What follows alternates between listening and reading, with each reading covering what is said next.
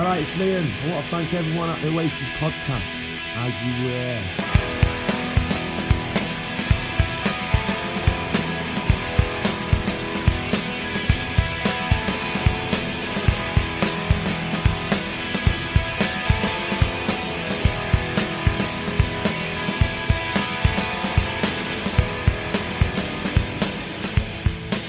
Hello and welcome back to the Oasis Podcast, the ultimate audio guide to Oasis. I hope you guys are well. We have a very cool episode today.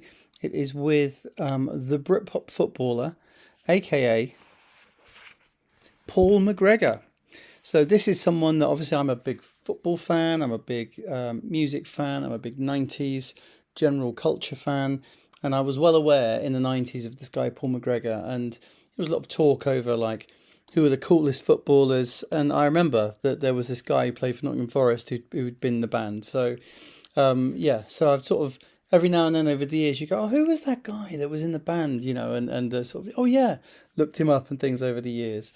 And he appeared on Twitter a year or so ago, and I did have a few messages and with him, but then we never set anything up. So I was very pleased to get back in touch and get this set up. Really good interview. Really enjoyed it. So I hope you guys enjoy it. And as I said, we're at that point of the that crossover between football and music as the Euros is starting very shortly. So if you're an England fan or a Scotland fan or any of the other teams taking part, then then it's going to get a bit full-on footballish. There's elections and stuff as well at the moment, so that's all very exciting. But anyway, in terms of the news, I think that the biggest thing, I suppose, is that Liam's tour is carried on.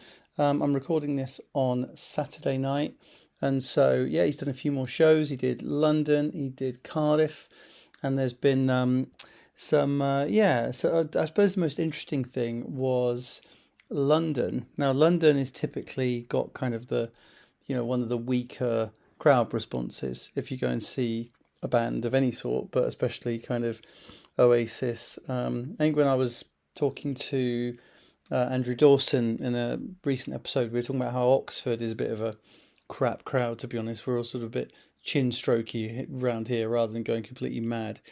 And Liam didn't really appreciate the London crowd, the fact they weren't too into it. So and our friend Ryan, who actually sent in his review, he does a very good little video channel called the Oasis Reunion, and he puts out quite good stuff, and he has collated a bunch of Liam's interactions with the crowd from the other night. So let's listen to this. Nice one for coming out halfway through. But we next time we'll just do this, sticking us in alcohol fucking 30 times. I think we'll have a lot more fun, you know what I mean? I'm down with it. I'm asked about them fucking old B-sides that happened 40 years ago. I couldn't give a fuck. Cigarettes and alcohol all day fucking long, man. Stupid fucking, it's good to be fucking free and whatever I will believe. My fucking ass. Like we in London and all fucking Antarctica. So one of the greatest songwriters ever. Burt Bacharach. And then this one's for all the old cunts. Any space cadets in the house? Oh, I think there's a fucking few more than that. Right then, beautiful people, this is gonna have to be the last song. Nice one for coming out halfway through. Means a fucking lot. Live forever.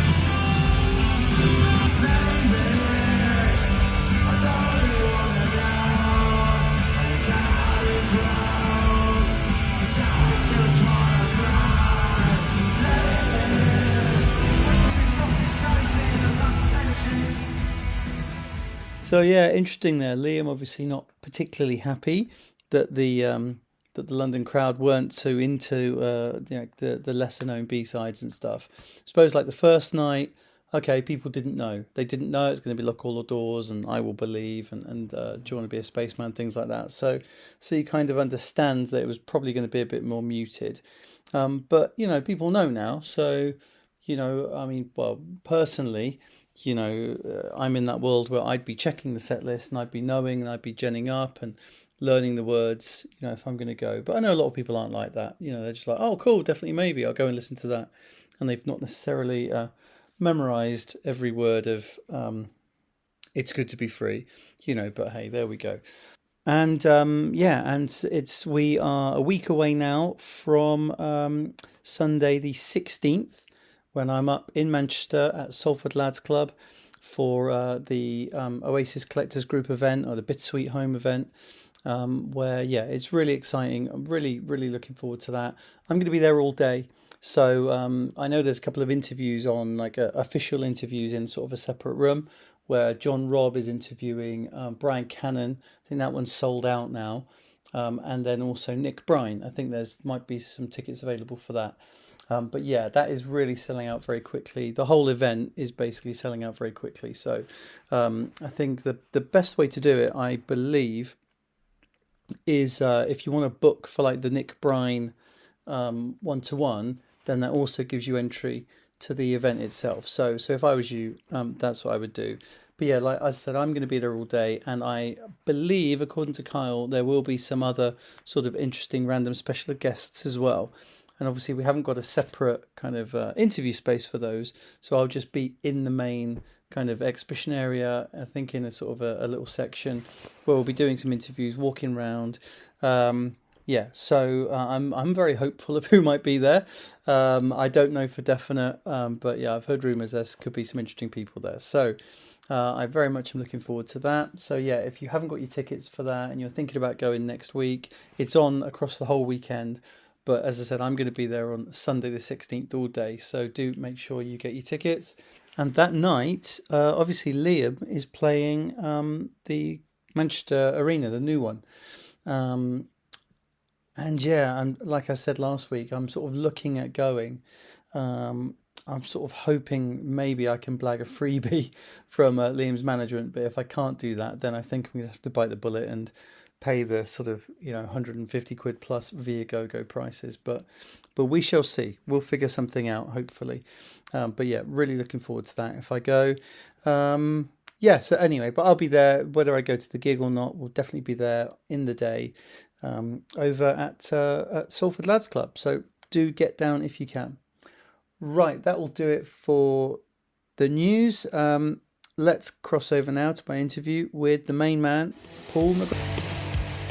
All right, so welcome to the Oasis Podcast, the Britpop footballer, Paul McGregor. How you doing, man? How are you? I'm very well. What's happening? Good. I'm really, really good. Really excited to be talking to yourself. As I said, as a massive Britpop fan, a massive football fan, growing up in the 90s, there was always that thing about like you're looking out for who's in your gang. You know what I mean? From the footballers, who's the cool ones? Who's the ones that are actually rocking? Like. This guy, not just he's into music, he fucking makes music as well. So yeah, I love it. Yeah, nice one. That was, it was really natural for me. It's funny looking back, it was just really natural for me. On my wall at home in my bedroom, it was always, I was born in Bootle in Liverpool, so I'm not a plastic scouser.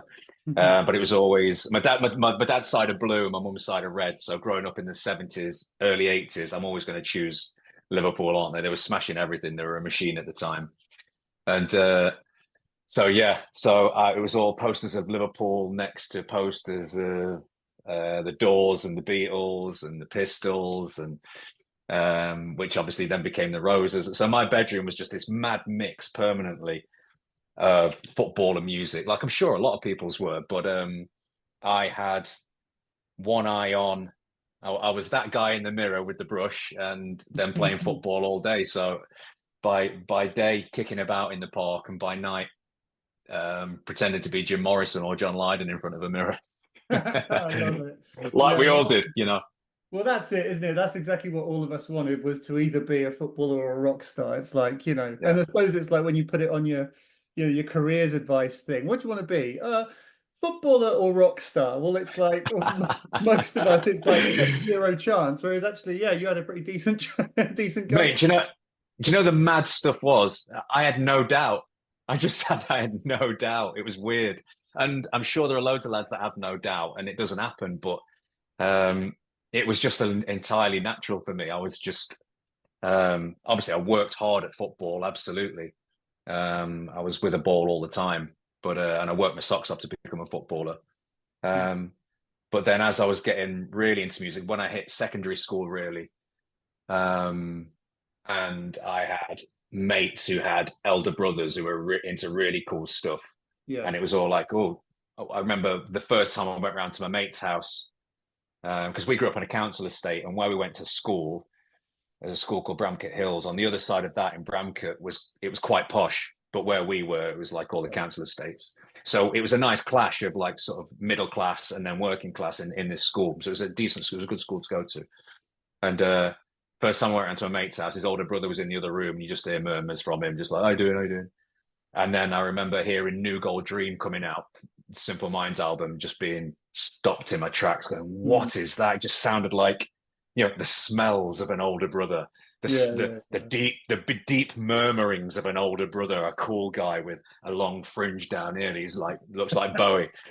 And New Gold Dream coming, digga, digga, digga, 81, 80, and just sat there going, what is that? And like knocking on the door going, Ian, what's this? And then sitting with him and going through his collections and all that. For not to jump the gun, but it wasn't too long before he handed his younger brother the tape with the early Roses, Charlatans, Mondays, Farm, Soup Dragons, etc.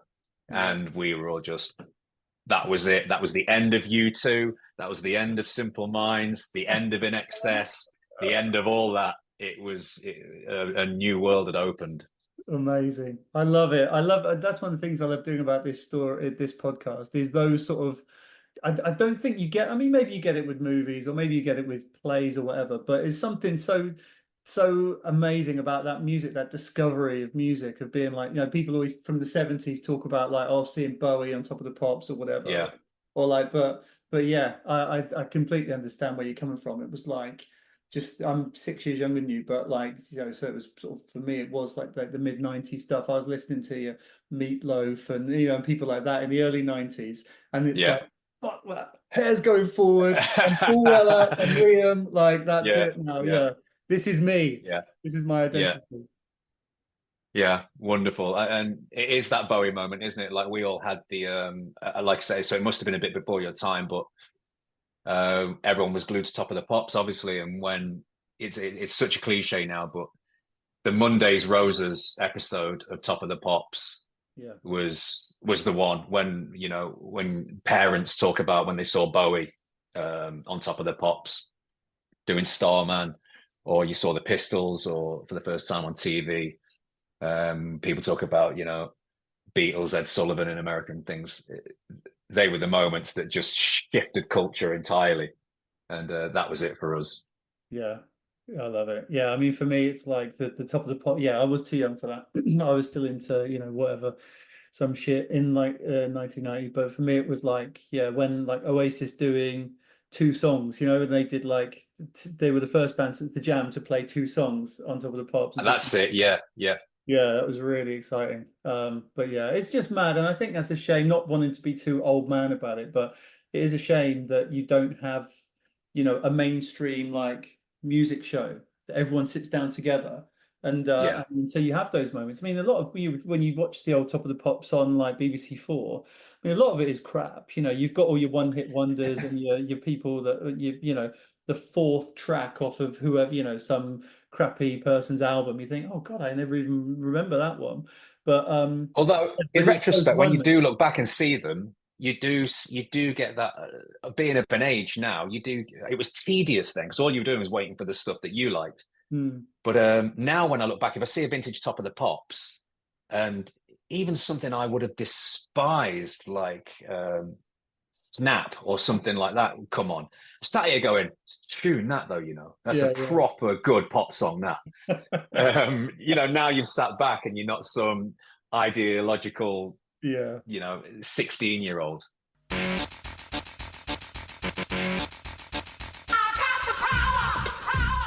It is good. I think like, it's been really good fun watching those, but yeah, I do still love that, that sort of that line of bands, when you go from the Beatles to the Jam to the Smiths to the Stone Roses, like there's something, I know that's quite reductive and there's loads of interesting stuff out there, but still that's what that's what always spoke to me. But yeah, I so mean, this is the issue around Oasis, though, isn't it? There's a snobbery about that lineage as well. I mean, I can out muso anybody. I can talk to you about noise bands. I can talk to you about krautrock. I can talk to you about jazz. I can talk to you like I love all kinds hip hop. I can talk to you about all kinds of music. I love all kinds of music. I always say to people that the whole crap of music is music. Like I completely buy that. 5% of every genre is blow your hair back, teeth rattling, amazing, and the rest of it's middling, and a lot of it's crap. But you like what you like, and you get what you get, and you are drawn towards certain things. And a lot of people I find that are drawn towards white British indie working class lad music just get there's a lot of snobbery around it, and I think it's unfair. Yeah, no, I agree. I agree. It's like Enemy kind of and things like that feel the need to go, oh well, we've got to cover hip hop as well. We've got to cover dance as well or pop as well. But like Mixmag isn't going, oh well, we should really be covering indie, because they're like, no, what are you doing? You know what I mean? It's like you are allowed to like what you like. I mean, it's great if you're not. Yeah, you know what I mean. But it's like, oh no, if you don't, if you only like a certain type of music. But anyway, it is bizarre. But yeah. So then coming through, so obviously so you're born 74, so you've so it's those sort of 80s and 90s bands as you're like a teenager. But then what about coming through on the football side? Like, was there a lot of other music fans, or were you kind of like the weirdo in the corner, like into your music? And I was the quintessential weirdo. Yeah. So at school, I was a real mad mix of popular jock kid, but also mates with the long-haired nerds over in the corner who were just starting to learn the guitar and getting into all kinds of mad bands. So, like I say, our school was like this mad mix of middle class and working class. So you had all the football kids, and then like who couldn't afford a guitar or had a drums kit in the back room of their 4-bedroom house. And then you had the mix of these guys, and these guys would bring it had older brothers, like I say, and were more affluent, had record collections and had musical instruments. So it was sort of like this perfect storm of all this attitude from the working class kids, and then all this cool stuff, all the influence and everything from the sort of middle class kids. And that clash was really quite nice. So yeah, I could mix it with both, which was sort of that's essentially been my life going forward. So, and that culminates in being into early Manic Street Preachers and being that far away from wearing eyeliner in the Nottingham Forest first team dressing room, going to work in the morning, spray on white jeans. I had a massive oversized Stone Island jacket, which was amazing. It was kind of like rubberized scuba material, electric blue. It was so cool. Big badge, obviously, and I was like that in the mirror, like before I went in. I was like, no. Like, Pierce is going to murder him. Piercy will actually murder me. Oh dear, yeah. But so how did it work? Because you grew up in and around Bootle, but you were part of Nottingham Forest youth team. So how did that were you having to travel up and down? Did you family? No. So I was born in Bootle. My family have lived in Liverpool their entire lives. My dad grew up in Liverpool. Mum grew up in Liverpool. They're Scouse as it gets. If you to hear them speaking now, they're both like Dockers. All my family are up there, apart from one of my dad's cousins. And let's just say my dad was a bit of a lad in Liverpool, and had to get the hell out of Dodge for a while. So we ended up coming to Nottingham. And staying above a corner shop that my uncle ran, and we ended up just staying. So I have very fond memories of summer holidays and Christmases, going back and playing Kirby on the streets of Bootle and going down the Strand and seeing family, and Christmas out on the street parties at Christmas in Bootle, which is beautiful. But then living in Nottingham and my mum and dad finally got a council house in Chilwell in Nottingham, and that's where I grew up. So up until the age of about 11, 12, going to comp, really, the whole Liverpool thing sort of died away because we had so much on then, like life takes over, doesn't it? So that sort of, I've got these beautiful memories of growing up in between the two, and these and lovely memory of kind of my roots in Bootle and close family, big close family, Christmases particularly. All those lovely things of lying in bed at Christmas and hearing your uncles having a laugh and your dad joking, and the older cousins like rattling around downstairs and playing cool music and stuff. So yeah, nice memories. So I mainly grew up in Nottingham, really. Okay. Yeah. No, fair play. And then you break into through the youth system at Forest, and like you said, you mentioned about Stuart Pearce there at the time as well, who was obviously one of the main dressing room leaders, I would have thought, plus Cloughie's there. So like a legendary time, a legendary club. Well, yeah, I mean, I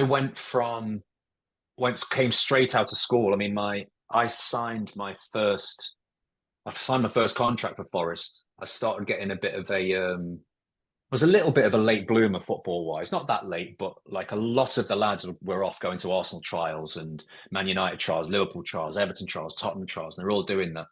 But I just had played for teams that I enjoy playing for. I hadn't really pursued that, play for the top team, play for the best team. All the scouts are going there, all the scouts are going there. I just was breaking scoring records in the leagues, but playing for the lower teams. Right. Then I started, the second I went to the top teams and carried on scoring hundreds and hundreds of goals a season, everyone sort of came knocking and signed for Forest. Schoolboys, but then scoring goals for fun in that. I remember one drizzly Sunday morning, Forest boys were playing at a place called Gresham, which is now where the academy is. And there was a rumor that that Cloughie was there after the game, and I came down. And I can remember my dad always tells me there was a Tottenham scout in that car and an Everton scout in that car. The windows were down and the rain was coming. It was drizzling a bit, and Cloughie sort of came out of the mist towards me with Alan Hill and made me sign a contract there and then on my dad's Cortina in the rain. You're coming to play for Brian Clough, son. Do you want to play for Brian Clough? That was it. And I was like, yeah, not really discussed it, but like, looking at my dad didn't have a clue. Dad's just like, oh, no super agents there in the background. No. So, Illy, give him a pen. Give me a pen. I signed it on the back of my dad's blue Cortina. I gave it him back. Well done, son. You've done something very special here today. Come on, Illy, let's go. And that was it. They buggered off. I'd signed for Nottingham Forest. And like me and my dad were just in the car on the way. I'm going, what's just happened? I mean, what does it actually mean? I mean, is it professional? Is it schoolboy? I had no idea. No idea. Got back, told my mum. My mum was freaking out. So yeah, that was crazy. But that was schoolboy form. That was YTS forms. Right. So there's a job for 2 years straight out of school. So what do you do at 14 years of age and you just signed forms for Nottingham Forest? I tossed my GCSEs off completely. I can remember the summer, everyone's revising like mad. And I remember just sitting there, my books next to me, listening to music. I just wasn't bothered. I was just the worst thing. I regret it massively. Yeah. I regret it massively. But that's what I did. And then straight from school, my first boss was Brian Clough. Amazing. Which was a baptism of fire. And particularly because we were, as YTS players then, £17.50 a week. All my mates, by the way, went off and did electrical apprenticeships, and they're all on like 350 quid a week. So they're all getting cars and in town and that. I'm on £17.50 at Forest. They're all subbing me every weekend. Christ. So we were the sewer rats of Nottingham Forest as young 16-year-old apprentices, picking up shitty underwear and painting terraces, all the usual stories, and washing kit, cleaning boots, etc. So it was a real sort of baptism of fire, and particularly around that time as well, because and actually I've written a screenplay and stroke stage. I'm turning it into something to do with the stage at the moment, but I've written a screenplay about my 2 years as an apprentice, because the story is really quite beautiful. It's based around a character called Blondie, which is what Cluffy used to call me. So he used to come in the corridor, you just hear him shout, "Blondie!" down the corridors. I used to have to go running and do some mad shit or other.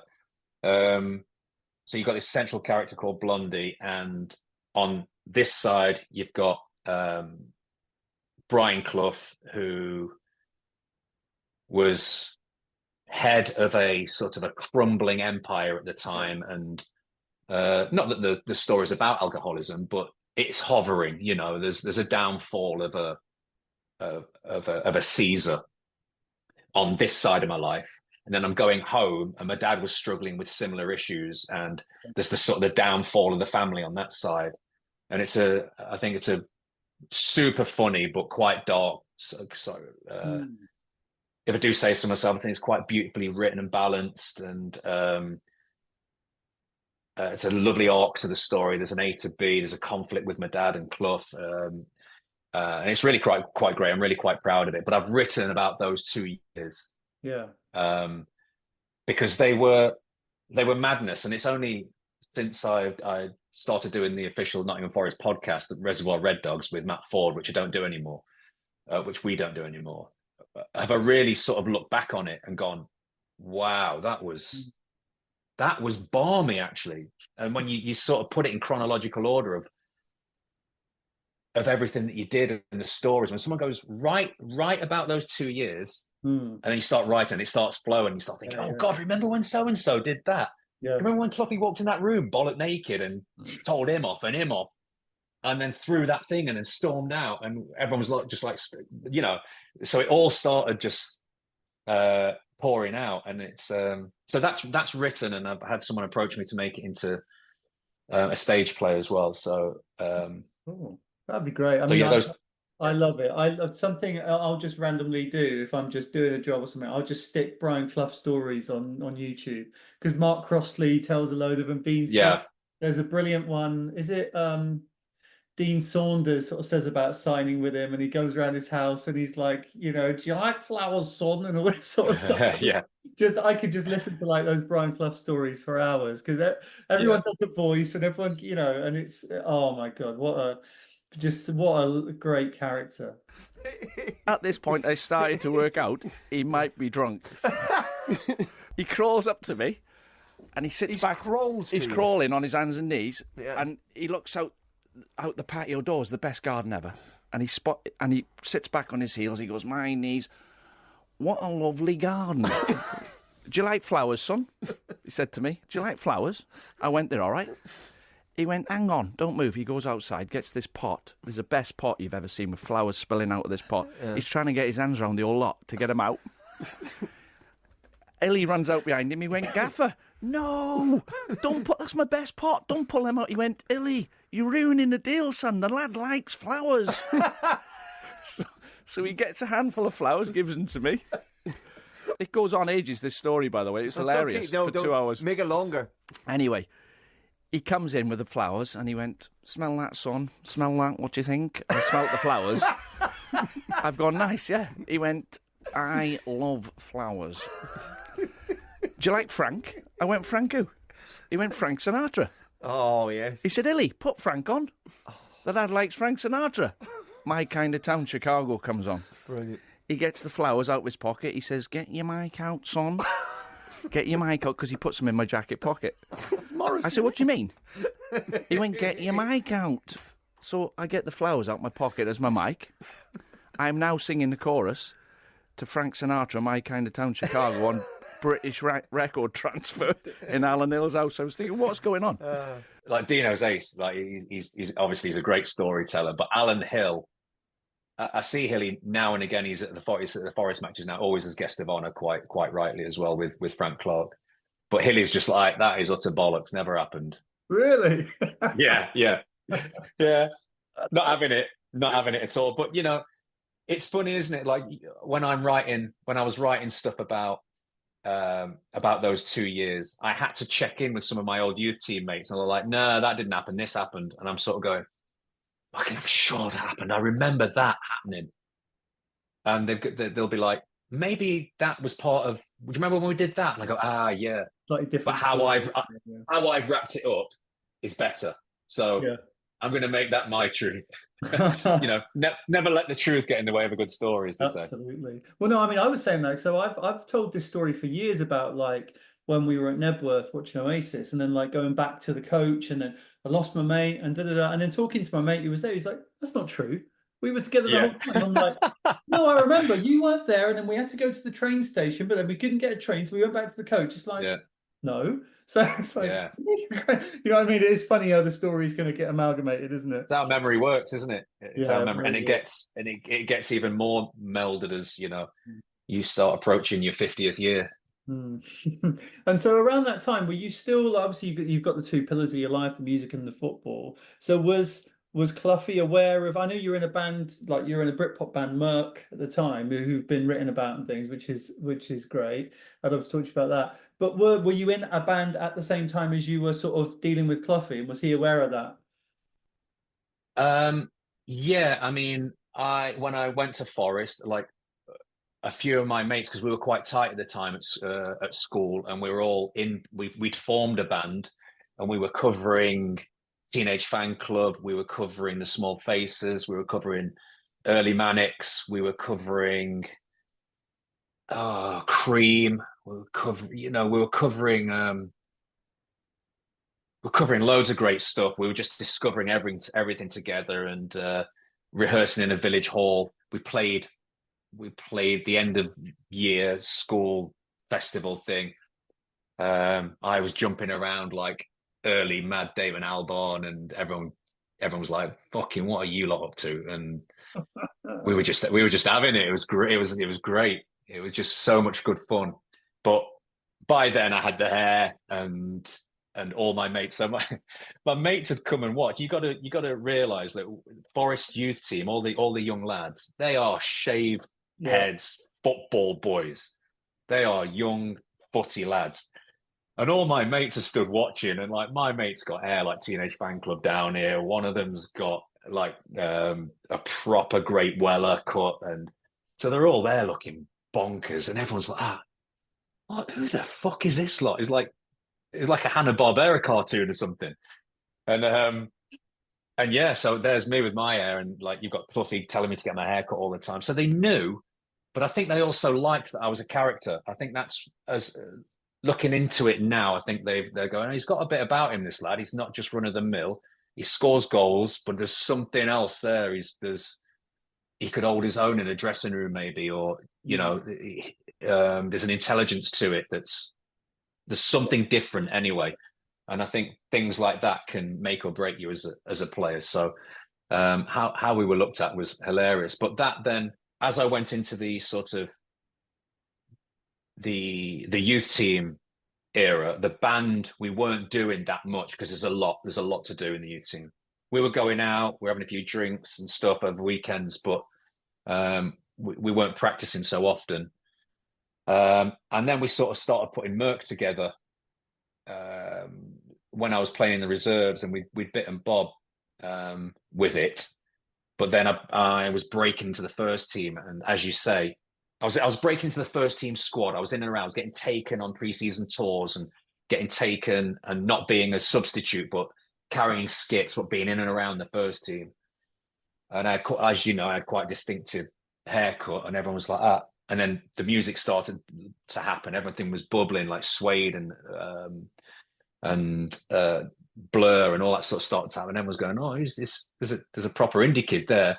And so everyone came knocking, and then breaking into the first team. Everyone was like, he's in a band. So all of a sudden, the pressure then, you know,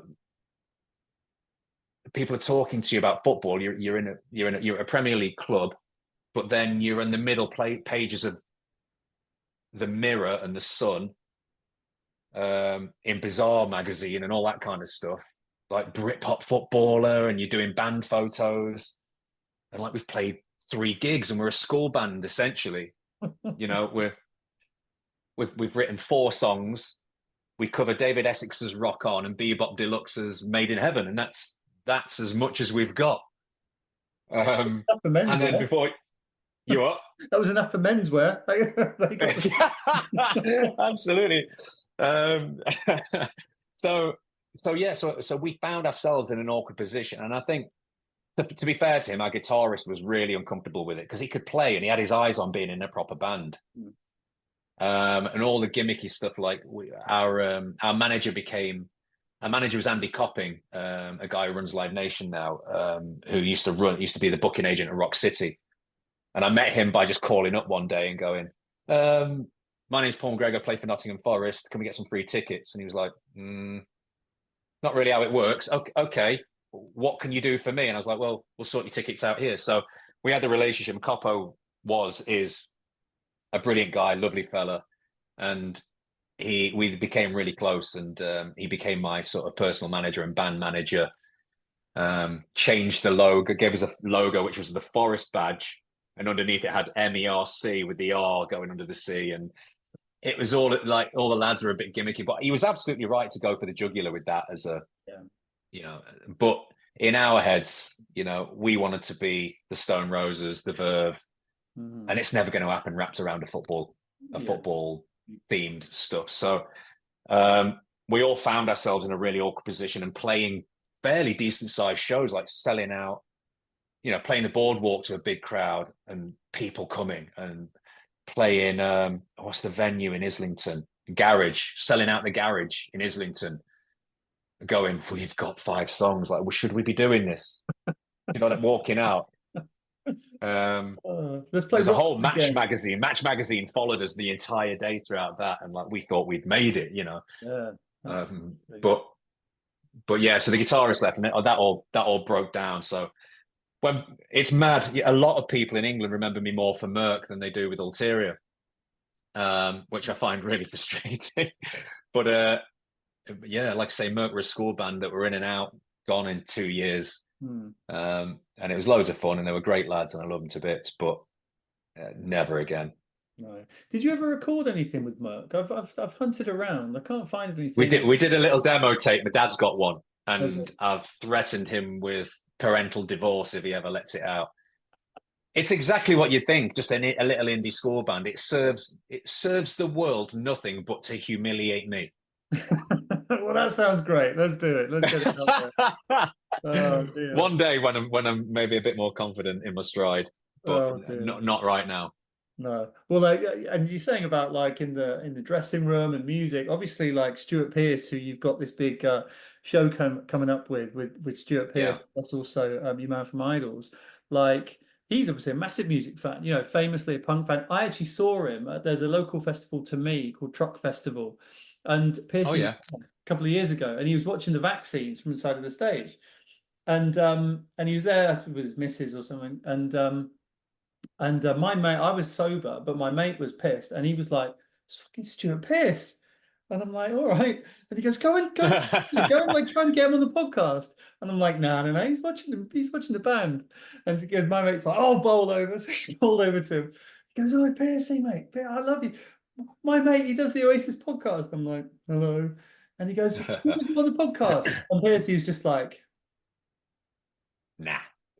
He didn't say anything. He was just obviously like, "Look, I'm watching the band, leave me alone."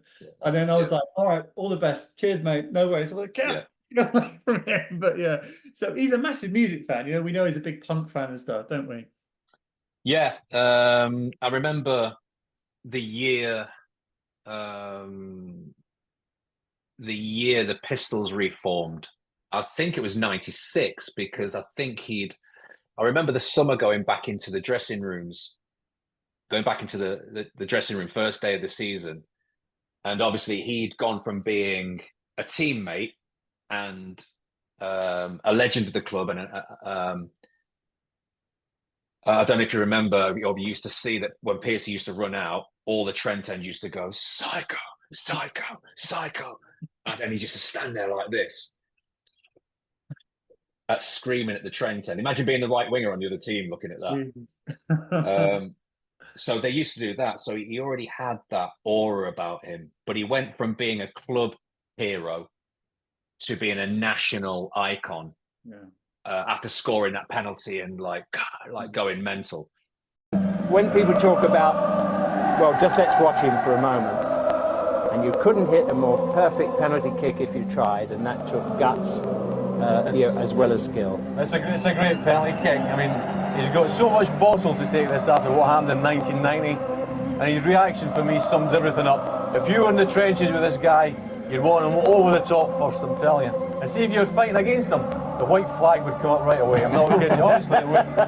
Not the Scottish flag. No, watch this. I think this is tremendous. Look at that. I mean, and that's what England were all about today. They were all about guts and determination. They played the football against Holland. Today was about spirit. I don't think bottle or courage has ever been his problem, though. But I tell you what. When people talk about... They asked him to introduce the Pistols. So he introduced the Pistols. And anyway, so he's coming to the dressing room. And, you know, there's a different aura about him now. He's that guy. He's not our captain. He's that guy. He's the guy that did that. His England moments is up there with, like, Gazza doing whatever, and Bobby Robson, and the World Cup being lifted, Bobby Moore, etc. You know, he's up there with all that. And he came up and he was like, Macca, come here. So I went over to the side of the room and sat down. He went, look at this. And he showed me a handwritten letter from John Lydon thanking him for doing. And it was a lovely little note. I was like, mate, please let me have it. Can I have that? And he was that far from giving it me. He was like, nah, fuck off. And he wouldn't let me have it. So I was gutted. But yeah, I do remember how that changed everything for him then. Yeah. And particularly for me, in my eyes, like he was now a proper footballing icon. Yeah, and he did the Pizza Hut advert, taking a piss out of that's right stuff, didn't he? So that's right, yeah. When it crosses over to that other level, okay, mums and dads know this guy, not just football. Yeah, exactly. Yeah. No, exactly. Yeah, but I mean, sorry, go on. Yeah, it was massively exciting. I mean, and what was great was we had a first team dressing room tape player. Mm-hmm. And he made me play. He made me bring in the demo for one of my bands. We did a version of "I Want to Be Your Dog" just before we were Merc, actually, in a school hall. And you know, when bands just, it was quite boomy in the room, but when a demo just sounds electric and it captures everything just like that. We did a version of it, and the drums sounded thrilling. The guitars were great, and I did an all right job vocally. And it just sounded great, and he loved it. So it was the first track on Forest's team playlist, our demo, which was ace. I was loving. But you had that sort of punk corner, like Piercy and Hoops and Chet's was into Madness and all that kind of scary sort of stuff as well. And then me and Scott Gemmell were clearly into music, but we sat together and we were gig buddies, and we were going to all these great bands. And we sort of got them all onto Oasis and the whole Britpop thing and those sorts of bands. So we ended up going to Nebworth together and Main Road together and all these things together. So I ended up dragging around half the first team with me, and Daichi would tag along, and because he was there with us for a while. And there were great days, like just finishing a game and getting a limo, or just all, because we had money, do you know what I mean? So hiring a limo, going down to see Oasis, all backstage and all that kind of stuff. There was just wonderful times. Apart from when we went to Main Road, because that night we got battered by Man United at Old Trafford, and Frank Clark said we weren't going, so Piercy had to go and have a word with him. Took off. We got beat 5-0 by Man United, and Frank Clark said, "You ain't going anywhere. It's a disgrace." So we nearly didn't get to go to see Main Road. I know. Because if it's just a random gig, fine. But the fact it's Main Road, man, and it's like such a legendary one. But on the Oasis side, I mean, do you remember hearing them for the first time? I do. I remember it vividly. Scott Gemmell was older than me, but I was ahead of the curve with music just because of my mates. So I was telling him about, I mean, still arguably, I could have this conversation for a long time, but the greatest gig I've ever seen when I saw the Verve support Ride at Derby Assembly Rooms, and Ashcroft walk out, the band have revved up. I'm right down the front with my mate, and it's all Storming Heaven era Verve, and it's just raging out. And Ashcroft's microphone wasn't working. Right. So his top comes off and he screams the first two songs at the audience at the front, just going mental. And I was just like this. That's what I want to do. Obviously long hair, looking like a psychotic Mick Jagger. Yeah. It was insane. So I was already doing this sort of stuff. And then Scott was starting to go to that kind of thing with his mates. And then he just came in one day and went, I think I've just seen the best band ever. And I was like, what? And it was like, they're called Oasis. Like they were at somewhere in Derby. I always want to say the Charlotte, but the Charlotte's in Leicester. It's not Assembly Rooms. Warehouse. I think it was the Warehouse in Derby. Let's have a look. And 94, I think it was. Let's have a look. Derby. Warehouse, but it's spelled W-H-E-R-E. Yeah. Right. Yeah, in 94. Yeah. And I'm not even sure. Did they have a record out by then? They might have had a single out. This was May. So this was May the 4th, 94. So they've had the album's not out yet, but Supersonic's out, and Shake and Make It was around that time as well. So yeah. But yeah, very early. Very early. It was super early. I mean, if it had been that early, I will have heard of them. So I will have had the first single. Absolutely.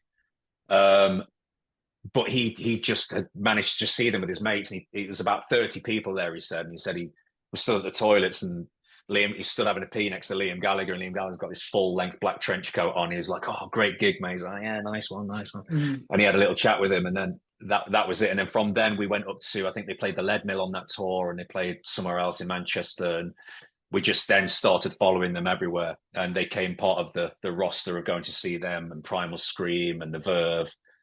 But yeah, so we were there really early doors, and then the whole sort of late 94, I think 95, when they started doing Rock City and those sort of sizes, we went to a load there, and then it just went through the roof. I was really, I was more, I was way much more on a Verve head than I was Oasis. I was still obsessed with the Verve when Oasis hit.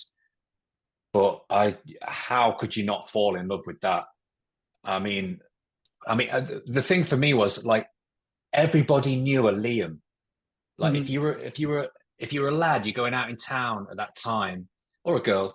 But if you're one of the lads, there was always a Liam. There was always a good-looking bugger who had way too much confidence, who did nothing but rob shops. So we had a lad called John Fountain, who was our Liam, and he was just like, all the girls loved him. He was really good looking. He just like walked like cock of the north, like didn't care. And he'd come and sit with you. He'd see you out in town and go, all right, lads, do you want any kit for your holidays? And we'd be like, could do with some shorts, maybe flip-flops. Top, what colour? What make? Well, I don't know, like Timberland or whatever. And he's like, give me a minute. Stay here, I'll be back in 20 minutes. And he'd just go and rob about 300 worth of kit, put them down in front of you, and like it'd be like 30 quid. And you go, here you go, John, nice one. And he'd saunter off like that, and you'd see him out in town, be like 3 birds around him and that. He was the funniest lad. And like when I saw Liam, it just made so much sense to me. He made so much sense to me.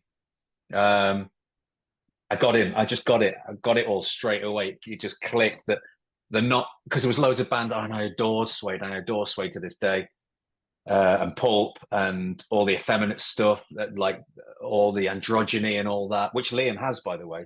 But I adored all the Manics, all the eyeliner and makeup. I'm a massive Bowie fan. Bowie's my number one. And I adored all that. But just lads being lads, smashing out these tunes and not moving. I'm not dancing. Dancing's like the nonsense. It's just like, I mean, this is just it. This is everything. I can just be me. I don't have to put on a t-shirt or put on or a uniform or anything. It was just, and I know it all became uniform and all that kind of stuff and all the big parkas and everything. But when I was seeing them, when it was first happening, it was musos in the crowd. It was gig goers. I mean, I have to be honest. Going to the Be Here Now tour at all the arenas, I was done. Like seeing Liam off his face, like knocking, like hitting and punching the microphone every three lines, and someone picking up the microphone for him, as if he didn't want to be there, and they're coming out the telephone box, getting hit by pints of piss every 3 minutes. And you're just like, God, this is not what gigs are about. Like, what's this? And it was the rise of that, wasn't it? That tour was really the rise of what became Nebworth and those mass crowds and gangs of lads with bucket hats and topless on shoulders and cocaine and all the lunacy that ensued after that. And when weirdly, when it was bigger, it felt safer. But in those arenas, it was edgy. It was like a boxing match. It was like, oh God, this is horrible. Yeah. Cokey. Oh God, I don't like it at all.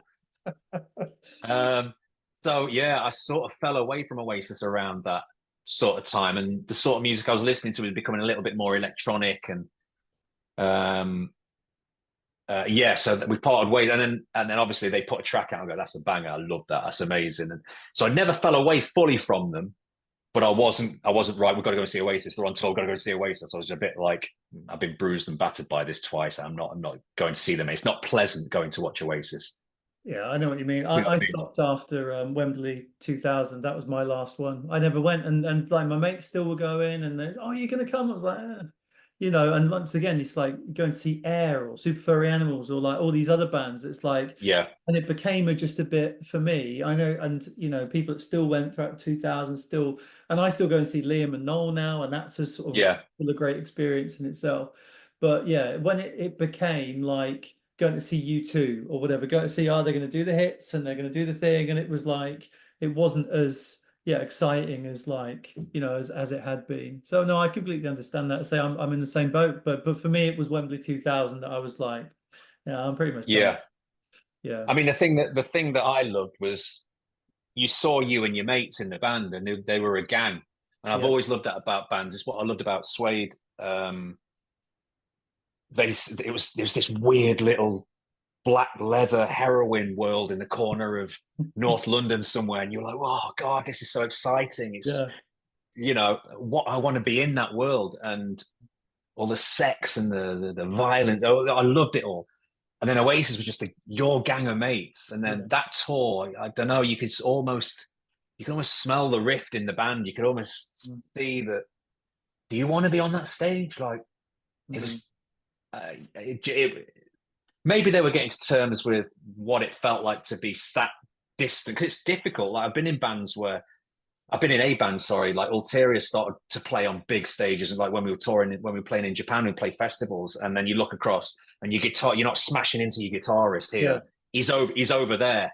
Yeah. And your bassist's over there. And that's like, right, I've got to start filling the stage more. And weird. How you, particularly if you're Liam, and from that moment you haven't moved a muscle, then all of a sudden it's got to become this thing. But they really settled. I think after that they settled into it a little bit more. I mean, listen, if they were listening to this, they'd go, "Such a bollocks," I'm sure. But that's how it felt to me looking in. I think that tour it looked awkward. All the gimmickry, all the everything about it. I was just like, that's not my band. That's not what I've grown up watching. It didn't feel right to me. Mm-hmm. And the audience was just, I was looking around going, yeah, if I walked into a nightclub, I'd be on the opposite side of it than you lot. Because, God, you lot look horrible. You look like you're ready to smack anybody any minute. I just didn't like it. I didn't like it. Are you mad for it? Are you? You're so nice in the world, I'm mad for it, you fucking are.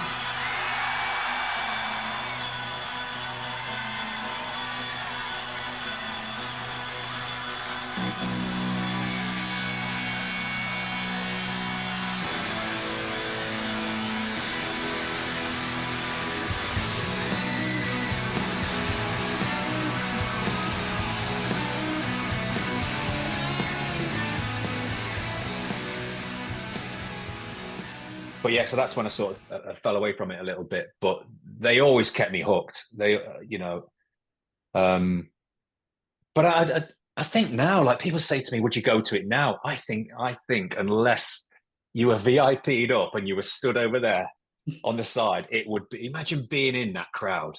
Yeah, a reformed Oasis now. Oh Good God. Well, the only thing is if it would be in bloody Saudi Arabia for 10 grand a ticket, though, that's the only thing. So yeah, well, it'd probably be all right. It'd just be a load of shit. Yeah. No bad ketamine there, is there? No, I think that'd be all right. Yeah, I mean the Liam gigs, obviously Liam gigs have got a bit of that, but it's a bit older, but I like to say about boxing actually, because I'm a big boxing fan. I've been to the boxing and that's experience. The guys are all, there's a lot of the shoulder rolls and a lot of coke and just. I took my old man to the boxing. I took him to see Frotch, and like I was walking him out like that with my hand on his head. It was all like, is there there ever a boxing match where lads don't fight? No, I think it's just it now, isn't it? Standard, yeah, it's always brutal. but you just look around. There's always fighting in the stands and stuff. But it's mad. But no, I think that Liam stuff is still. There's always an element of that at Liam, but. Everyone's a little bit older now. People are a little bit older. So it's like, it's like the dads are going, the dads are there with kids now and things like that. So you'll get an element of the, but it's quite a diverse mix now. Yeah, I mean, I remember I'm friends with Shane Meadows. Shane married one of my oldest school friends, and obviously he did all the Roses stuff, and. We heard, I got snippets off Shane about when he was up at the studios rehearsing, watching them rehearse and stuff, and he sort of texted me going, "Mate, they've just done Waterfall like for the first time, like, oh my God." And I was spine tingling. I'm sat there in my lounge going, "Oh man," like knowing how much he loves the Roses as much as I do, as much as you do.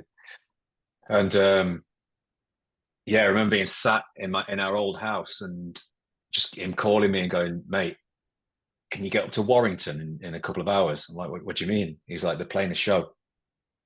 I had a burger in my hand. I'll never forget. I'd made homemade burgers, me and the missus. And he was like, "Can you get up?" I was just like, "Right, wrap these up, Kim, wrap these up. I'm going." And I got in the car and went up and saw that show, saw the Warrington show. So I got taken in there. And Liam was at that as well. But I've not, because have you ever been in the Parr Hall? No. So you've got this sort of it's not really Art Deco, but it's sort of glass. There's a lot of glass in the ceiling and that kind of thing. And there's daylight coming in, but it's a gig downstairs. So it felt very much, it had that Ibiza vibe of when the sun's coming up and you're still it's 5 a.m. And they were playing loads of house tunes and stuff to get everyone going at the beginning. And everyone was older. Most people were older. And the atmosphere was it was straight back there. It was electric. I couldn't believe it. It was like, I actually felt like being back there in the 90s in Ibiza and being at the gigs. It felt really very much like that.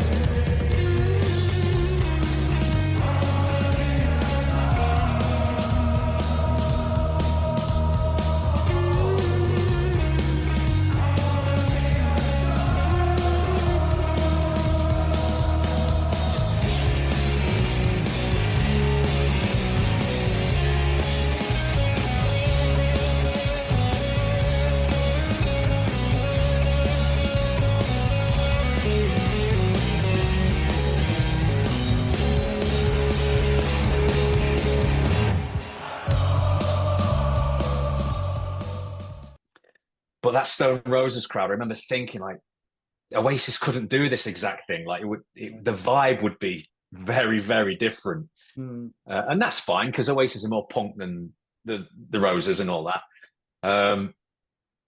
But then when we went to, where did the Roses play? Heaton Park.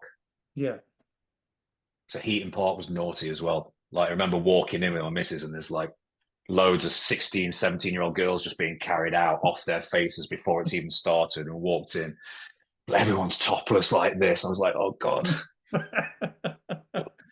No, this isn't a Roses crowd either. Like, but No, like Kasabian, Roses, DMAs, like anybody that's a guitar band now just gets that crowd, don't they? Yeah. That's it. Now that's what gigs are. Yeah. Flares, cocaine, bucket hats. Off we go.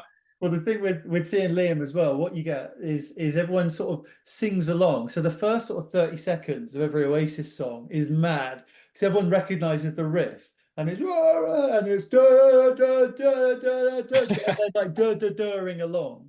And after about 30 seconds, the old geezers are a bit knackered, so it's like that until it just chills out a bit. And then you get through the song, and then it's like some might say it kicks in. Da, da, da, da, da, like that. Great. Shut up doing the da da da's. I'd like to listen to the guitarist actually. Amazing.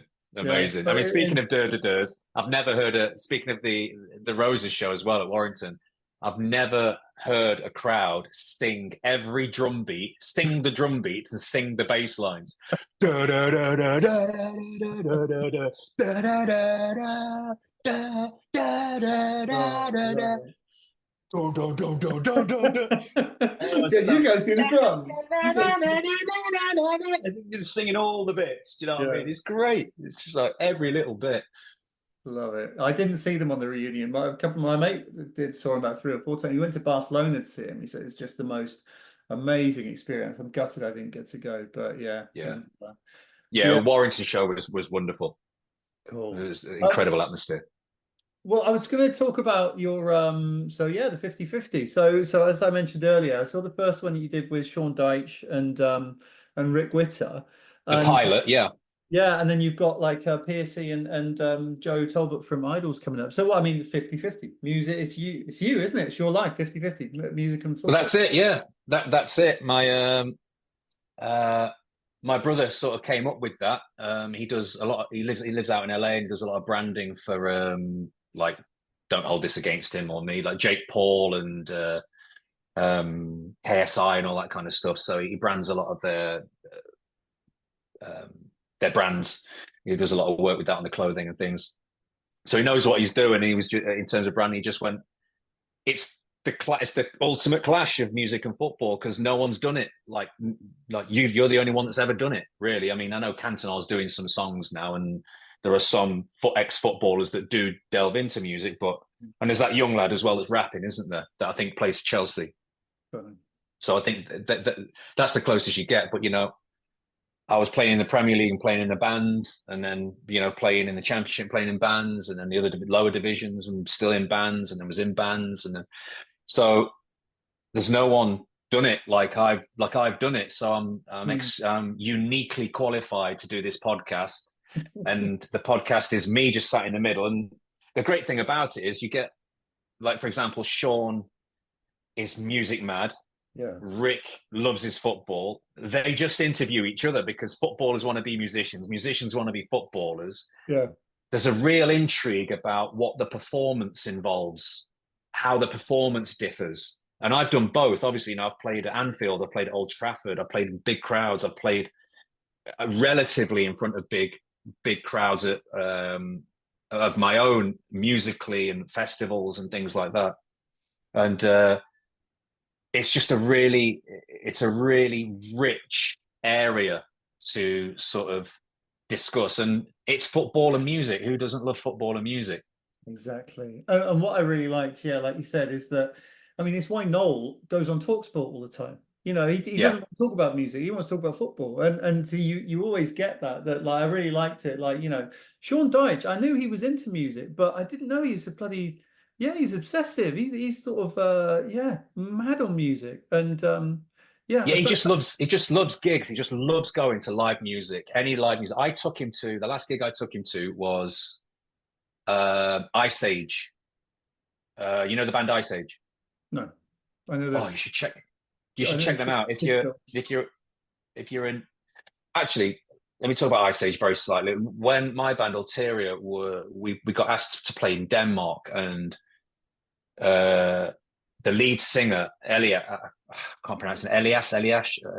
Anyway, They were 18 at the time, and they were a thrash punk band, and they were playing New York, and they were a big band in New York. And he had a side project back in Denmark. They're a Danish band, part of the whole Sacred Bones record label.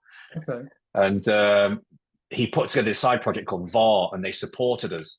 So as Ulterior, we're there sat with soundcheck thinking that, you know, this is going to be a big show. And we sat there probably about 30 at the time. And then they've walked in. And you only see an 18-year-old kid who's just glowing with star quality, really humble, not giving it anything, just a little pair of Armani jeans and a Fred Perry t-shirt. And he was magnetic. No one could take their eyes off. And I was like, that must be what it had been like to know Ian Brown back when he was like really young, or Liam when he was a kid. And you just like, you are just glowing with something. Yeah. And I couldn't take my eyes off them on stage. And then Ice Age then developed into like a more of a sort of Nick Cave, Bad Seeds sort of thing. But they released an album called Boundless. And if you're into your indie stuff, you'll love it. They're fan. You should really check them out. But they're on tour now. Like, so it's a big recommendation of mine. They're fantastic. Their last album actually sounded a bit Sticky Fingers, Stones era, but they're not pretentious in any. They're just great. They're a wonderful band. So yeah, check them out. My recommendation. It was a Monday night, I think, in front of about 50 people at Nottingham Social, and it was a bit like, okay, this is mad. They look like the biggest band ever on stage, and there's 50 people in this tiny little room. And I sent him a text about 4 weeks later going, mate, look, they're playing Sydney Opera House. Like, they're a proper band, don't we? Because he didn't know what I was taking him to.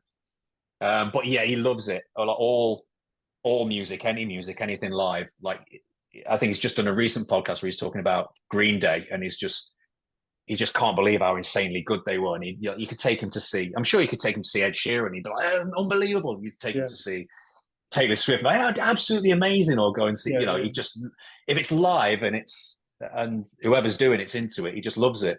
And that's, you know what? I envy that as well to some degree. Sometimes, if you're into your music, you can get a bit snobby with it, can't you? And I've got mates that just go proper like, it's brilliant. It's just brilliant. It's all brilliant.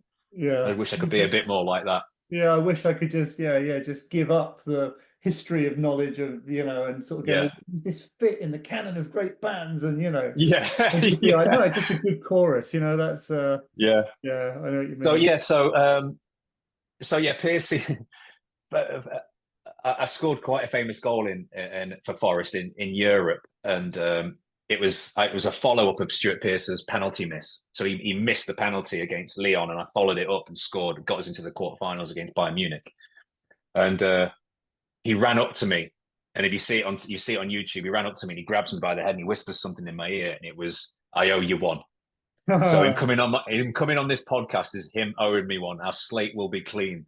Excellent. After this. And Stuart Pearce here with the responsibility as the player who's been dismissed goes off to a consoling pat on the head from the coach. It's a penalty to Forest. Stuart Pearce.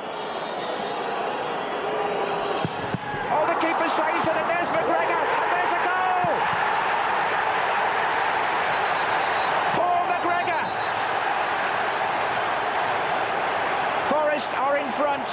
It's taken a long time, but there's the goal that they were after, and the young substitute, 20 years old, the Liverpudlian Paul McGregor, gets on the end of the rebound. Stuart Pearce sees his penalty stopped by Olmeta going to his left. It was a good save, but as the players came in, it's McGregor who's there first, and he steers his shot into the far corner on 83 minutes.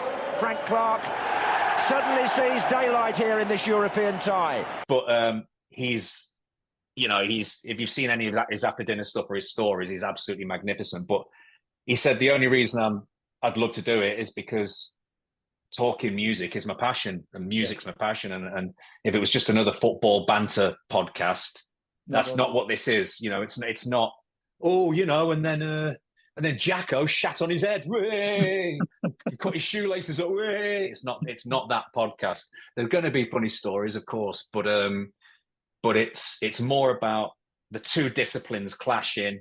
What it means to have done both, and what it means looking out, looking in, opinions of footballers on football, and football's opinion on music, and everything in between. So it's a really rich sort of talking ground. And we found after 45 minutes, which was as much tape as we had at the time, that we could have gone on for 2-3 hours. And but yeah, so what it is, it's based, it's July the 18th. It's based at Above Cleaver and Wake, which is a beautiful new restaurant, new building on the Binks Yard site in Nottingham, opposite Hooters, for those who will know Hooters, rather than a nice posh restaurant. You know, in your crowd there, mate. Yeah, exactly. Yeah. So we're selling 10 tables and 10 tables only. So 10 seats on each table. Wow. And it's a three-course meal from Cleaver and Wake, and it's proper amazing 3-course meal. You get prime seats to the podcast. You get a Q&A. I'll DJ the meal. You get a Q&A with the guys.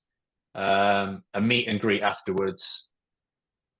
So it's more business to business, more a B2B sort of thing. But depending on whether we sell all the tables, say we sold 6 or 7 of them, which is still great, still wonderful for us, we'll open it up to some sort of standing, some sort of seated tickets towards the end and rush that. So people need to keep their eyes out for that. But yeah, I've not gone to any businesses yet. I've just sort of announced it's what we're doing so far. So we're still early stage. I think there's eight weeks or so to 7 weeks or so to go and attack that. Yeah. Which has made me sign up to LinkedIn, which is one of life's joys. Well, it's that's somewhere. That's some special place, isn't it? Oh my God, it's shocking. Yeah. There is no irony. Everything is like so humbled. You know, I'm so humble. Like, okay, like you're humble about saying how amazing you are. It's incredible. Here's all my achievements, personality traits, humble. Yeah, I'm the most humble person in the world. Yeah. It's amazing. But yeah, I mean, like that to me, it sounds like such a real special experience, because you know, we've done stuff with the like Oasis Collectors Group, where you actually get to like sit down and meet. You know, we went to Rockfield Studios. You got to sit down. Oh wow! And stuff like that. And Tony McCarroll jammed with, and he's playing the drums, and these guys are plugging in, playing. There's fucking Tony's there. Incredible! You know? Wow! And that's a like a unique experience. You can't just do that, can you? So I suppose this is the sort of thing. It's like, you know, in what other world are you going to get the chance to have a meet and greet with? Yeah, and that's what I want this to be. You know, everyone knows loads of podcasts. We don't need any more podcasts. Well, maybe we do. I don't know.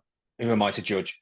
But I want this to be entirely unique. I've got my own studio around the corner that we filmed the first episode in the 50/50 first episode with, like, say, Rick and Sean. So we're going to be doing that. You know, but that needs funding. So I thought we'd do the live events and do really big sort of showcase live events, make them super special. They will then fund the nuts and bolts of the monthly or weekly podcasts there. So just as a business model, you know, rather than looking at investors, and you know what it's like doing it on your own and without investors and everything, it's tough. So that's the commercial model. That's the plan for it, really. But I've already got can't say too much about it, but I've already got people speaking to me about possibly making it a TV program. Wow. I've had events, people come to me and saying we'd like to tour this up and down the country.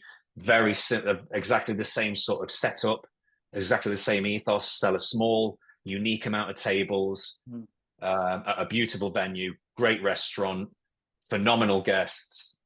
And have it all live sat in front of you. I mean, it's such an experience. Imagine being sat there, beautiful dinner, beautiful venue, gorgeous food, Stuart Pearce, the lead singer of the biggest punk band on the planet right now. There's just this combination of the two, asking a Q&A, and they're there in front of you, you know, 5-10 yards away.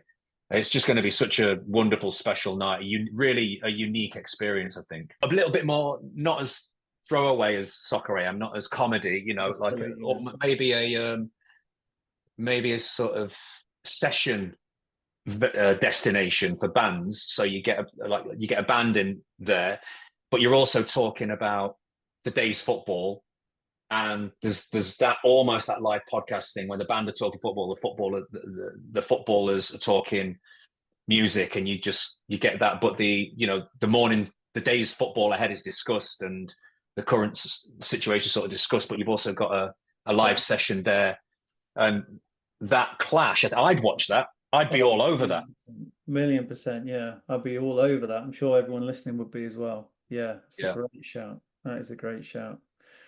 Cool. All right, mate. Well, look, so I suppose it's the-50-50.com is the website if people want to check out that upcoming show, 18th of July. And the one you've already done with Sean and Rick Witter, which was fantastic, is on what YouTube? Nice one. Where you get podcasts. Yeah, we'll do a little link to that one as well. And by the way, there's also it's gone largely unnoticed, but there's also a little the Sheds did a live acoustic set for us, Going for Gold, Chasing Rainbows, and On Standby. Oh, wow. So there's a lovely little acoustic. So search for that as well. Have a little look for that because it's wonderful. And I've known Rick and the boys for years. We were going to see them when we were when we were breaking through at Forest. I was 18 and we became mates and all that. I've been watching them, been with them the whole way really. And I've seen them countless times. But being sat 5 yards from them doing it was, I tell you, watching them do like Chasing Rainbows 5 yards away was sensational. So I could deny, but I'll never realize I'm just chasing rainbows all the time.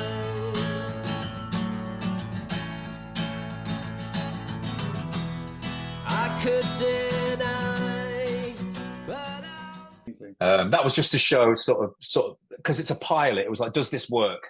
Yeah. You know, that's what the pilot was. Does this even work? And the idea of they were very kind to let us use the music and the idea of it. I just wanted to showcase sort of what this could be, as a session destination and a unique podcast, a unique experience. So that's what the pilot was all about. So yeah, episode 2 is Stuart Pearce, Psycho, and Idols, Joe Talbot, going toe to toe. So, and it's live. So yeah, very exciting. That's the next step. Yeah, and it's super exciting. Yeah, and well, we've not really talked about Ulterior as well. I to be honest, I knew you were in bands, but like knowing you were coming on, I've checked out quite a bit of Ulterior. It's really good stuff, isn't it? It's like much more like post-punky and sort of a bit more maybe aggressive than your typical Britpop stuff. But it's really nothing to do with it. It's nothing to do with Britpop at all. I mean, the closest thing we get to Britpop was that for me, because my brother's in the band, so there's the other Oasis link.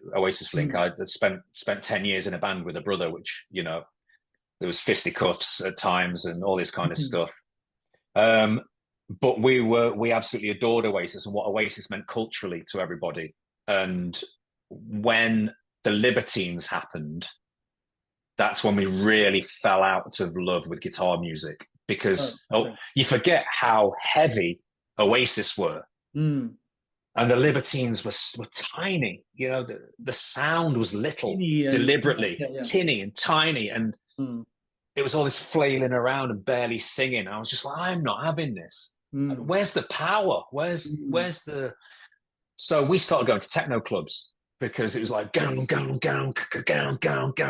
you could feel it in your chest, and we were like, this is what it must have been like to go and see the Stooges. Do you know what I mean? Like, this is just raw power. This is insane. And we fell out of love with guitar music that was happening at the time. And then Kasabian happened, and we thought, electronics and guitar music, that could have been done so much better. So that's where we felt electronics and guitar music went to drum machines. Obviously, you end up with Sisters of Mercy and great bands that have used drum machines, and all those great post-punk bands that used drum machines but were big guitar bands. So we ended up in that sort of realm.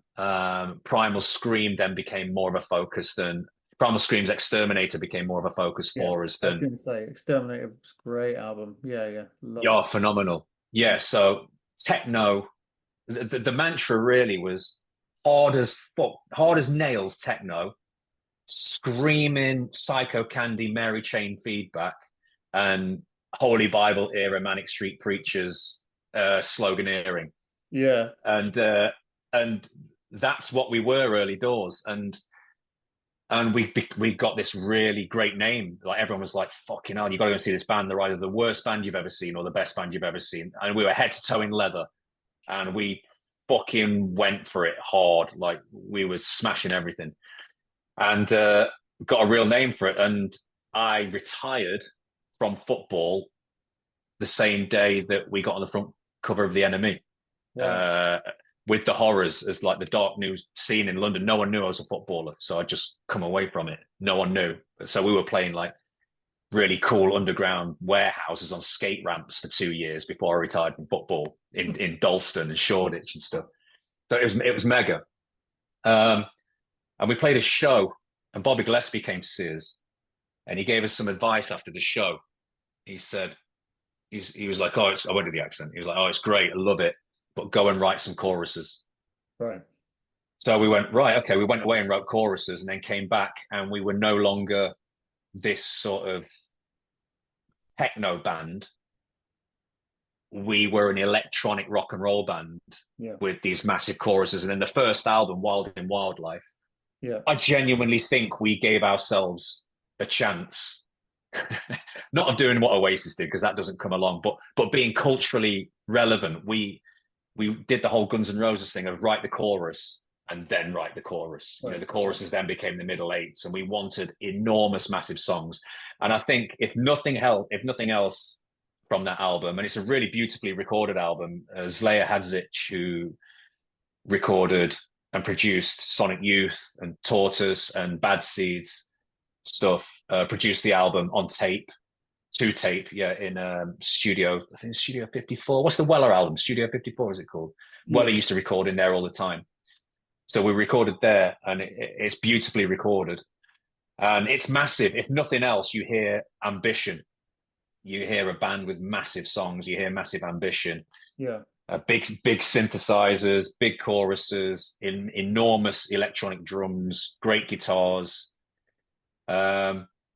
And it enabled us to then tour the world, and tour Japan, South Africa, and Europe extensively. Couldn't quite make America happen, because the reality of America for any band going over, unless you've done an Oasis, is you're third on a Wednesday night in Milwaukee at a dive bar somewhere. Yeah. With 12 people, and that's the reality of it. So we just thought, nah, not doing that. So we never did America, but we toured with, like, played with some unbelievable bands like Killing Joke, and we toured with the Sisters and New Order and all these great bands. And then released the second album, which I actually prefer. It's not recorded as well, but it's called The Bleach Room, which I actually prefer. But yeah, Ulterior with 10, 11 years at it, and I've written a new album for Ulterior. And I think Aid Fenton's going to produce it, who produces all Gary Newman stuff. So it's a bit of a watch this space, but gathering people that have had kids and have got jobs and all that kind of stuff is like, the album's been written 2.5 years now. So it's quite difficult. My brother lives out in LA as well. So what I've done now is I always make music. I released an album with a band called Violence, which is a dedication to my wife. She's beautiful, Vilenc. It's a beautiful little semi-jazz noise. It's a tiny little album. It's a little oddity of a thing, but it's really quite beautiful. I actually wrote that the morning I got back from the Sisters of Mercy tour, rattling on the bathroom floor. My missus used to work for Paul Smith, and she was selling away in London, and I was sat on the floor rattling. I couldn't go to sleep. I just wrote all these sets of lyrics. Oh, wow. Then we spent the next 10 years just sort of knocking it together in this little box room at a studio in Nottingham with my mate who's a pianist, and a guy who plays double bass, and a little guy who twiddles knobs on noise boxes. And there's no overdubbing. It's all live, and it's all this gentle little beautiful album. So it's a unique little oddity. And to go along with the 50/50 podcast and the whole sort of Britpop footballer persona that I've sort of brought back for a laugh as this sort of thin white Duke character, sort of me ironically growing my hair back and going fuck it, because I like that, because the most people go like, oh no, we weren't Britpop, even like the most Britpop bands, and I was there, these bands were Britpop. They did a show called Britpop Now, like everyone that was on it, come on, accept it. Whereas now we're like, no, Britpop, no, that wasn't us, no. So what? Whereas you just like, yeah, fuck it, I'm back, Britpop footballer, let's do it. Here we go. And because it's not just like I can like literally, like I said, I've just released a little noise, just thrash them out. A song comes into my head, I get it written, take it into the studio. I'm going in tonight, and it's just our refuge. 4 lads take 4 cans into the studio. Sometimes we film it as well and just stick it on YouTube. The upper body sessions, and it's just a thing of like, come and join us. 4 lads, watch us write music, make music, watch us when we're shit, watch us when we're good. It's just a pulling the curtains back of like, just like, I'm going to write a song here in front of you and just do it. Yeah, there's some great tracks on there. I absolutely love it. Do you know, again, this whole character, this Britpop footballer thing has brought such a freedom, because I'm nearly 50 and I don't give a fuck. I don't care if someone comes, oh, like, you're doing the past. Yeah, I'm doing the past. I'm doing it now, and I'm doing it how it sounds now, and I'm doing me now. It's all still contemporary. It's all still modern, but I'm not hiding from my past, and I'm not trying to go, oh no, I've not. That wasn't me. It's like, I am me. And I've got to this point. And the 50/50 is me. I'm half football. I'm half music. I'm half jock, and I'm half crazy, mad little weirdo musician. I am that, and I'm embodying it all. And that's what I'm selling at the moment. And there's a band, there's a podcast, there's this idiot. So I'm open to all and sundry, DJing and podcasts and TV shows. And I'm just saying yes to everything at the minute, because you're a long time dead, eh? Absolutely. Well, look, that's fantastic, mate. Well, I'll be dropping in clips of upper body and violence and ulterior. So please do. Yeah. People will be exposed to the full range of the of all your various aliases, because you're Honey as well in the band, and you're. Well, like... I'm not. Do you know? Let me set that straight. All right. Because of my hair, right? It's fine. I've got fine hair, so I have to put product in it for it to do anything. Not that this is anything, because it looks awful. But so when I was in Ulterior, I was going through a stage of backcombing it and just getting it massive, a la the Mary chain. And so wherever I lived up here, and all the lads lived in London. So whenever we went down and I stayed on the lads' couches or someone else's sofa or wherever I put my head on a pillow, my hair would always leave a bit of a yellow patch of product. So they used to call me the Honey Monster. Like, they used to take the piss and go, oh, where can the Honey Monster sleep tonight? Because my hair was just massive and yellow and would leave this yellow patch. And so everyone started they nicknamed me Honey, calling me Honey.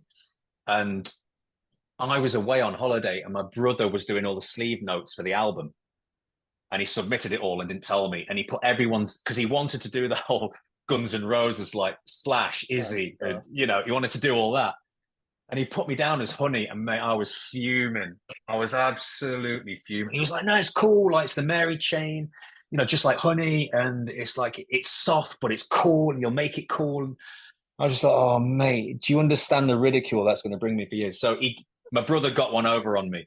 So even now, like, the Forest chairman used to call me Honey and stuff when I used to see him out for a beer and stuff. And people still call me Honey, like, to take the piss. It is what it is, eh? You are who you are. Well, but no, I don't go by the pseudonym of Honey. Okay, that's not like you're right. Today I'm doing the Ulterior post. No. Fucked up stuff. Honey is my new character. No. No. That's a big no. I am Paul McGregor. Fair enough. And then it goes all the way back to Blondie from Brian Clough. And so yeah. Blondie. Yeah. It's all hair based. Everything's hair based. Well, I was going to say, that's the thing though. Yeah, you might be coming on 50, but You've still got the hair. You know, a lot. Just of about, yeah. Got a both lot of them. people, you know, I was thinking, you know, am I going to lose this? Because I was like, oh my God, if I lose that when I get in my 40s. So that's the thing. You keep the hair. Well, you can't host the Oasis podcast with no hair, can you? Exactly. That's it. You've got to keep the hair, and as long as you keep the weight down, then you're all right. You can still get away with it. It's like I always because when I was at Northampton, I started going, oh, this is going a little bit this. So I started taking Propecia. All right. You know, that the hair pill. It stops your hair falling out there and then. Oh wow. So I've been taking that for 15 years or something. So my thing was like, just stay thin, keep your hair, you'll be all right. Exactly. Yeah, that's it. Do you know what I mean? At all costs, stay thin, keep your hair. Well, it's such a difference, isn't it? You see the footballers, like, especially now, because I sort of think of, like, there was a picture the other day of like a Man U reunion, and like you've got like Lee Sharp still looking great, and then you've got like a load of the other guys. It's like, Jesus Christ, look at them, you know. Yeah, who is that? Yeah. Brian McClare looks mega, doesn't he? Yeah, I love his beard. I've been meaning to try. I'd love to get him on actually, because I know he's a big music fan. There's a lot of. He's got a podcast as well, hasn't he? Yeah, and there's a lot of crossover. He was, because you know Liam used to do their cars and stuff at Man United. That's right. Yeah, and things. There's some great stories there, but yeah, no, you kept your hair, mate, kept slim. That's what it's all about. So I'll tell you what, though. I'll tell you what's happened literally in the probably last 6 months. My wife will tell you that I've not had a grey hair my entire life till I'm 49. Honestly, I've got a mad patches popping up everywhere now in the beard. Oh, well, crap, getting old, man. Bad. You're not doing too bad, mate, are you? I'm all right. We'll do all right. We'll get there. Oh, all right. Well, look, Paul, it's been absolutely fantastic, mate. I've really enjoyed it. It's been a real joy coming on. Thank you for having me. Oh, just really appreciate it. Is there a particular? We'll drop in clips. So, is there a particular Oasis song that you'd say is your favourite or means a lot to you? And then we'll finish with that. Oh gosh, you should have warned me on that. It's got to be one of the B-sides. But everyone goes for the B-sides, don't they? You go whatever you want, or list, like, if you want to list 4, and then we'll, whatever you think. Go on. Well, I think for me, their greatest ever single was, some might say,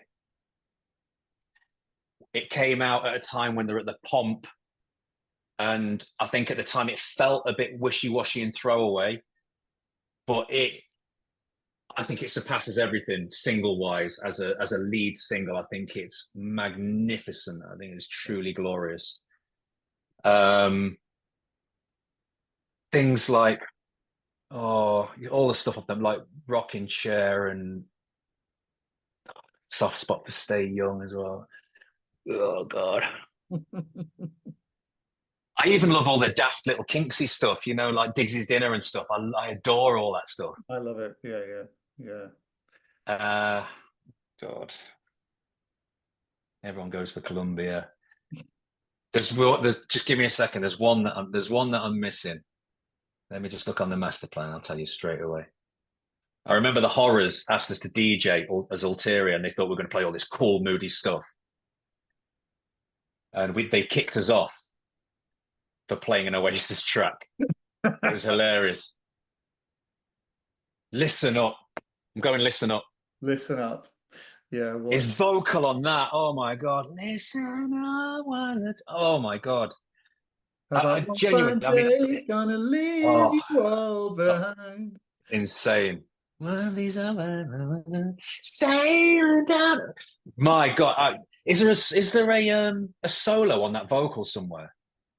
Because that is cooking. I don't believe in. Yeah. Oh, someone might have done it. They've never released the isolated vocals, but I mean, people have done it through AI and whatever. I was wondering, because there definitely may be reissues coming out, and and it's not. They've just listed what it's going to be, and it's basically the remastered album, Mono Valley sessions and Sawmill sessions. So like the first attempts to record it. They've been leaked in the past and stuff, but they're going to get official releases, which is great. But one of the little clips on a little sort of 30-second trailer that the Oasis Twitter put out was a little isolated vocal of Liam doing the Forever. Like, oh, are they going to give us an isolated vocals CD? Or because that's what I'd love. I'd love to really just get the stems of everything, to be able to, like, break it all down, it would be great. But yeah, Liam's vocals, yeah, I mean, Listen Up especially, like, you know, day by day there's a man in a suit who's going to make you pay for the thoughts that you hear and the words they won't let you say. Just stuff like that. It's like the way he just nails it. He was like 22 at the time, you know, 21. Amazing. Yeah, and you know, the reports are he was a proper first take wonder, and Noel had playing the song once and he'd just go, right, give me the lyrics and just rattle it off. Amazing. Breathtaking. I mean, you can only, like, I've sung in bands my whole life, and you now and again you put something down, you sit back in the control room and go, oh, I've hit that. Oh God, yeah. That where it breaks there, that crackles there. And he was just ripping it out. It was just who he was. Didn't have to think about it. Just rip. And vocalists like that are such a rarity. And the fact when it comes from, like Leiden, when it comes out of nowhere and it comes from the street, it comes from the street. There's no training, no nothing other than, obviously, you know, people know that the Pistols and Oasis locked themselves in a room for 2 years before they did anything. It's widely known that, or widely unknown, I should say. Yeah. But they did that, and they got tight and they got nails before they came out, and overnight success. But oh my God, you can't teach anybody to sing like that. It's just thrilling, and it goes to a part of the human soul that you can't teach, can you? You can't teach somebody to try and. AI will never do it, surely. Sure. Although AISIS was like, it was quite fun, that, wasn't it? Loved it. Yeah, I interviewed the guy. It was great. Yeah, it was really Did exciting. Yeah. He's top lads, actually. You know, they sort of had a really good album. Like, that's the thing. It's like if the music had been shit and they just got Liam to sing it, but the music was great, you know, and it was just those things, they never made it. All right, off we go to get normal jobs. And then it's like, hold on a minute. What if Liam sang our songs? And they're fucking brilliant, you know? Yeah, great. And it does show you, doesn't it? Like, there are so many bands, like footballers, that, you know, what's it take to be in a band? What's it take to be a footballer? And it's like, well, a lot of luck, you know, there's talent and drive and all that kind of stuff. There's loads of stuff it takes. I know loads of unbelievable bands, unbelievable, like proper, incredible, like, whoa, they can cook. They are insane. Frontman, great band, everything. It just doesn't quite happen for them. And, you know, for whatever reason, and then I can imagine them sat there going, God, imagine how big would it have been if Liam had sung our stuff. Like, the songs are there, aren't they? All the songs are brilliant, but imagine having someone like Liam up front, like, doing that, and then to realise it is when Liam's first album, super cool. Liam's solo album comes out, you go, God, if Liam did our songs, you know what I mean? Well, do it. If we can make it happen. But no, great. It is didn't Liam really like the album? Yeah, no, he commented on it. He said, "I sound fucking mega" or something on Twitter. Of course he did. Yeah, of course he did. AI Liam's still biblical, isn't it? Yeah, don't get that shizzle, but I sound fucking mega or something like that. But fair play. Great. But, you know, it is crazy. But anyway, yeah. Cool, mate. Well, look, thank you so much. It's been great. Nice one, James. We'll definitely look out for the bits and pieces you got coming up. And yeah, that show looks cool. Views that you just really feel like you clicked and just feels really natural and really enjoyable. And that's definitely one of them. Really, really enjoyed talking to Paul. What a top man. What an amazing life the guy's led. So, definitely check him out and the various places. They are linked below. And, if you could get to see Stuart Pearce and Joe Tolbert from Idols live, fancy restaurant, that would be very, very cool. The details are in the description. That will do it. Thank you very much for listening to the Oasis podcast. Most of all, thanks go to our patrons. You put your money where your mouth is, and it's greatly appreciated. You can become a patron at patreon.com/OasisPod. Do please follow on social media, Oasis Podcast on Twitter. Give the YouTube channel a follow, and all that good stuff. All right, that'll do it. As ever, stay in touch, stay engaged, and stay